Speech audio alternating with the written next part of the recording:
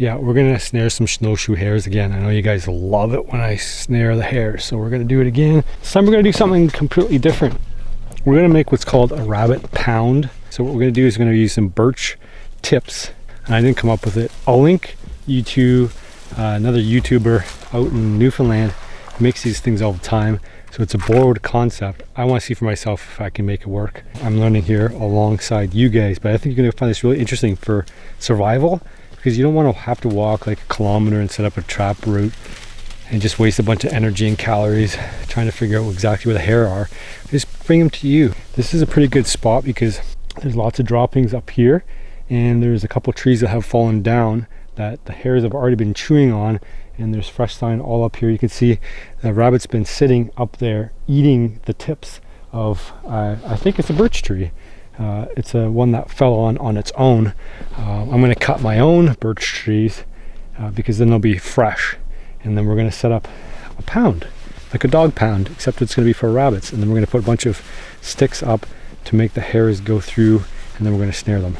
It sounds like a simple concept, and it is, but it's very tricky for the hares. And then we're going to put 3 trail cameras up on this system, and we're going to see how the hares react to it.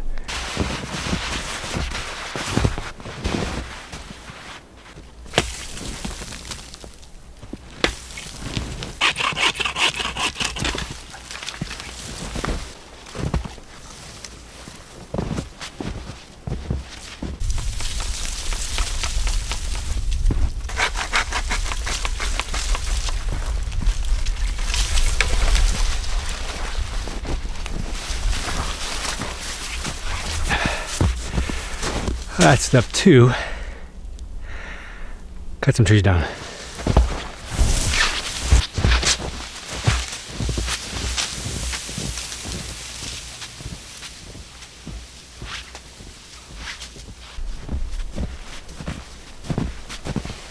going to use our 4 spruce trees to make a box.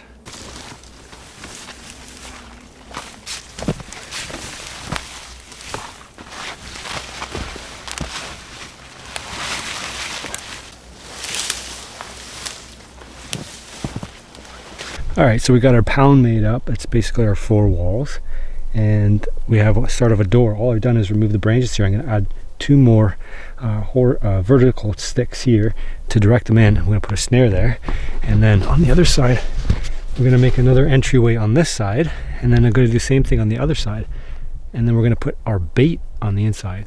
That's going to be the birch twigs, and they're going to want to get in here. I don't know how they're going to know how to get in here. Get the trail cameras all set, and we'll see if it works. I know the hare's been walking through up here, so chances are pretty good he's going to want to come in here and have a feast. Only he's going to go through a snare first. So I did a little bit more jiggling around here.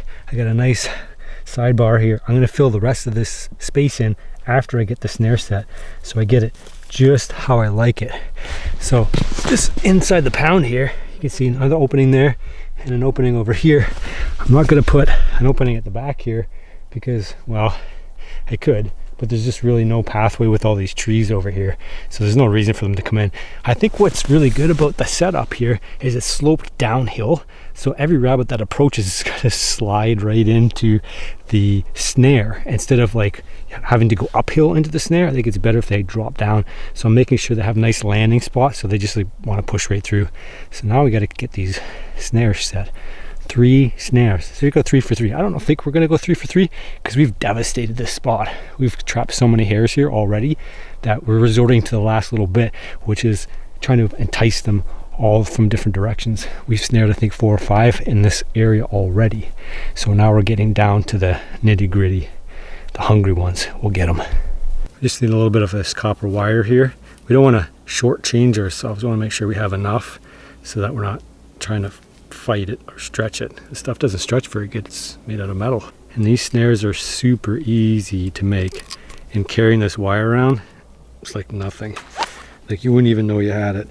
Really valuable stuff. And then we're just going to make a loop at the end here, just a little eye loop, and then we're going to twist it over itself until it tightens, and we're just going to load it.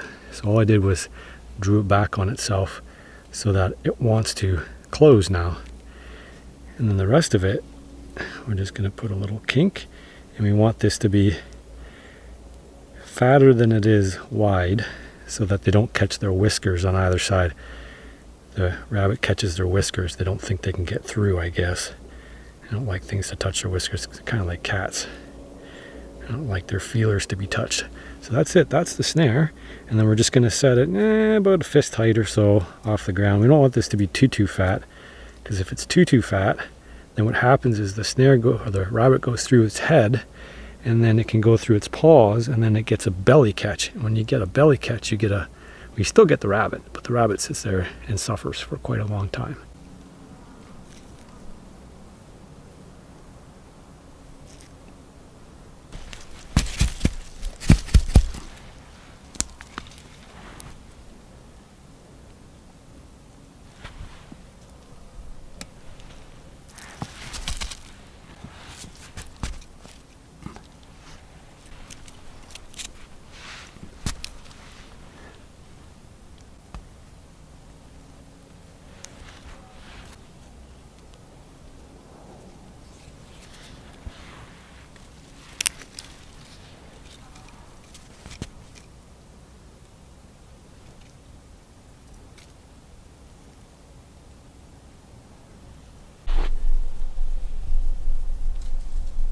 When there's one set, you notice how I put the sticks down here kind of in a V shape, and then one little extra one kind of offset, so the rabbit will think, oh, I could just put my head through there and it'll all be good. I don't land on anything on either side. And then I kind of put a branch over top, because sometimes I like to just push around it and go over top. So that's a little bit higher than I would want to, but it still gives the rabbit the idea that there's an opening here, because it's not seeing anything here. The rest is all bushed in. Same with here. It sees a vertical opening, and then it knows it could just, I can go through there. And then the final one is over here. Same thing. It's got those couple of sticks there on the other side, and the rest of it looks pretty open, so they just put there. And you notice these sticks I've used here are really wispy sticks. They're not rigid sticks. Wispy sticks, not rigid sticks. And then they can just walk through there. So next thing I want to do is kind of prepare the landing strips here, because the hare's coming originally from up here. So I wanted to think like, oh, I could just jump down there. There's a little platform, and then I can think about what I'm going to do next, which is go through this snare here.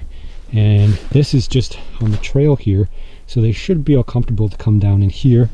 And same thing on the other side. There's a trail on this side, so if they're hopping around, they're going to come in here. We'll grab our gear, and we're going to put the bait in there. So that's what it looks like from the outside. Doesn't look like too much, but rabbit trail up here. Remember the rabbit poop up there. And then we've got all our birch tips on the other side here, all back in here. So what we're going to do is branch all these up, and then we're going to put them inside the pound. And so the rabbits, when it comes by, it's going to be like, oh, there's birch tips over there. Oh, I just need to get in and I can have a snack. Sound good? Sound good. And then a couple trail cameras and we're all set to go. All that's left is some Browning trail cameras.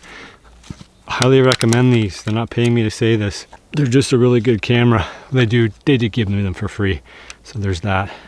But they work awesome. Awesome. High quality footage and sound on them.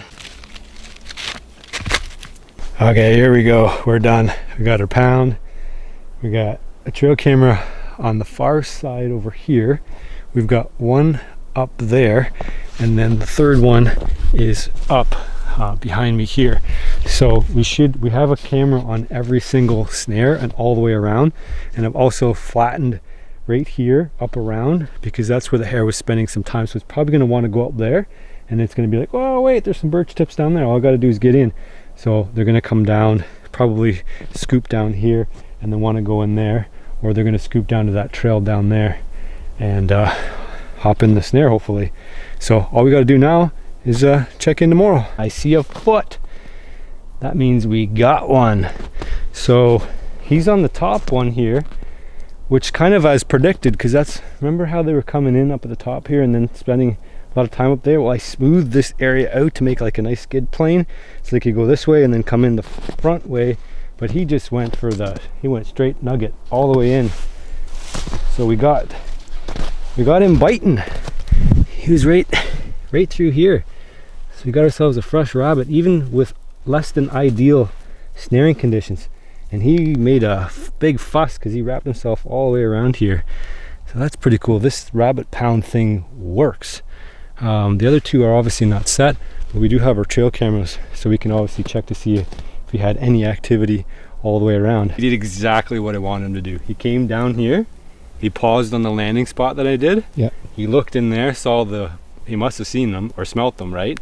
Put his head in, and then he felt something, and then he backed up and it cinched tight. Oh, okay. And then he went, whoa, oh, and then he tried to go forward and he tried to go backward, and that was it. Yeah. That was the end of him. That was perfect. So just that landing, and then he had to dive in, right? Because it's lower. I think that may be a trick too, just to make it like a concave. So they dive into it rather than having to step up. Yeah. Because I've had a rabbit try to step up, and then it feels something, and it's like, nope. And if it doesn't cinch tight, then they can duck out. Yeah. But once they get their ears in, I think it's a little tricky. tricky. Then they're kind of stuck there. Well, we'll leave it here for another couple of days and see what happens. Right.